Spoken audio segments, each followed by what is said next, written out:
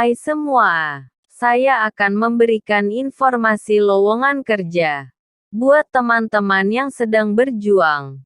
Tetap selalu berdoa, semangat berusaha dan jangan putus asa.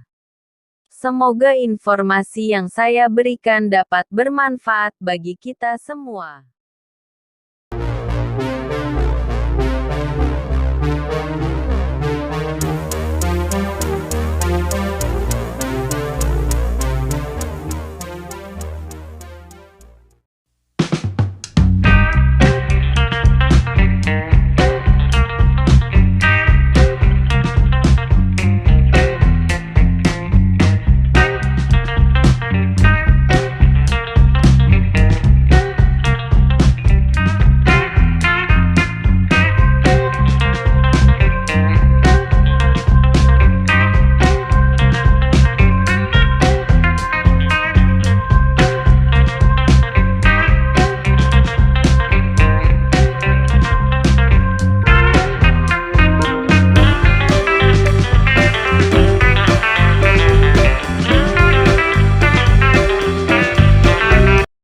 Semoga apa yang kalian impikan bisa terwujud dan sukses selalu.